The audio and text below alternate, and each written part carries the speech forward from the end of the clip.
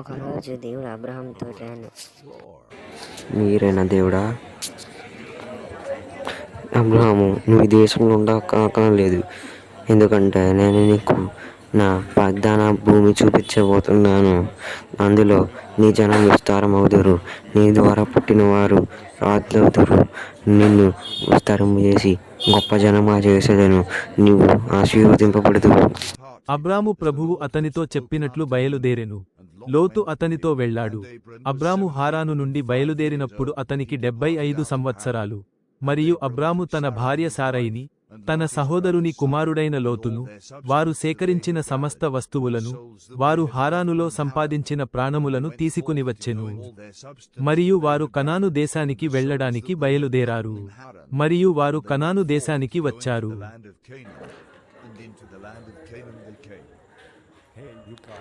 నువ్వు ఇష్టం వచ్చినట్టు పని చేయకూడదు. నేను యజమాని చెప్పింది చేస్తున్నాను.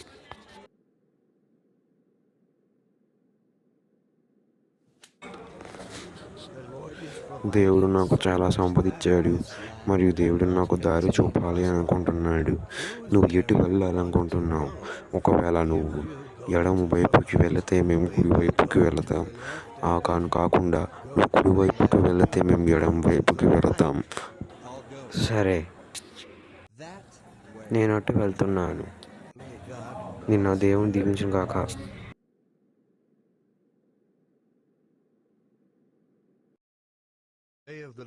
ఒక్కరోజు దేవుడు అబ్రహాంతో ఇట్లా నేను చెప్పండి తండ్రి, ఇదిగో మీ విధేయుడు.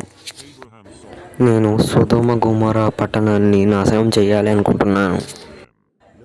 దేవుడా, అక్కడ కనీసం ఒక మంచివాడైనా ఉండవచ్చును. దయ చూపించుము దేవుడా. అక్కడ కనీసం ఒక మంచివాడైనా ఉన్నాను. నేను ఆ పట్టణాన్ని నాశనం చెయ్యను. అబ్రహం యొక్క అభ్యర్థన కారణంగా ప్రజలను హెచ్చరించడానికి ప్రభువు 2 దేవదూతలను సొదొమ మరియు గొమొర్రాకు పంపాడు. లోపలికి రండి. నేను దేవుడి పట్టణాన్ని వదిలి వెళ్ళమంటున్నాడు. ఎందుకు? ఈ పట్టణాన్ని దేవుడు నాశనం చేయబోతున్నాడు. ఈ పట్టణాల్లో జరిగే పాపాలను చూసి దేవుడు నాశనం చేయాలనుకుంటున్నాడు ఈ పట్టణాన్ని. కానీ దేవుడు నీ మీద కరుణ చూపించాడు. కాబట్టి నువ్వు ఇక్కడ నుంచి నువ్వు వెళ్ళేటప్పుడు వెనకకి చూడవద్దు. ఏమిటి ఆ శబ్దం?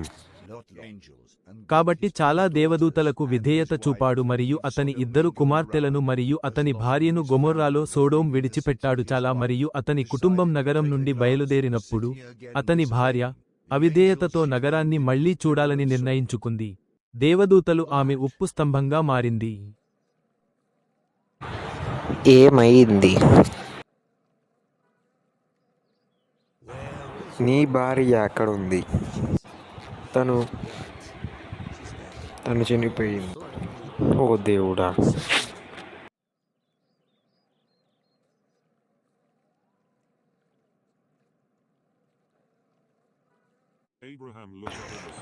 అబ్రహాము, ఆకాశం వైపు చూడు, వీలైతే నక్షత్రములు లెక్కెట్టుము. అలా నక్షత్రం వలె నీ సంతానం నేను అభివృద్ధి చేసేదను.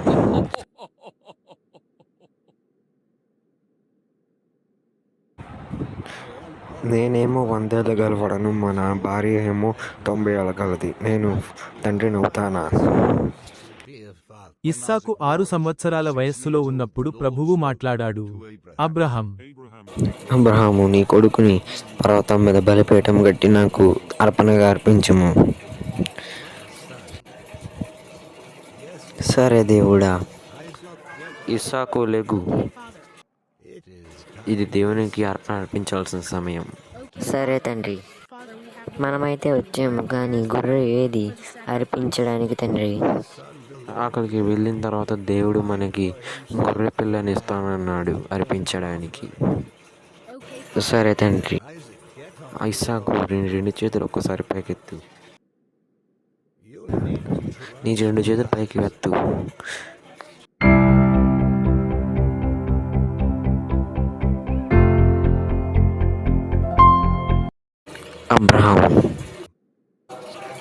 అబ్రహాము, నీ చెయ్యి అతని మీద వేయద్దు.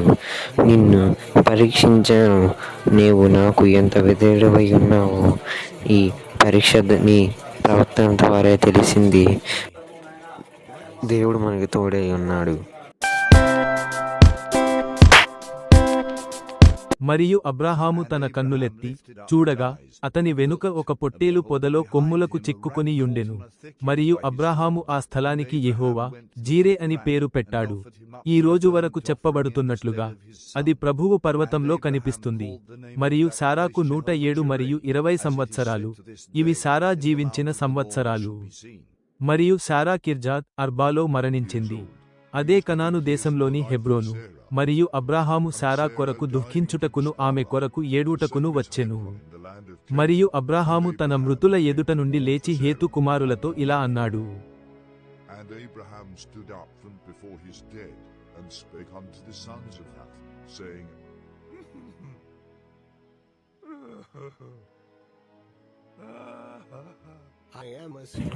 నేనెవరో మీకు తెలియదు,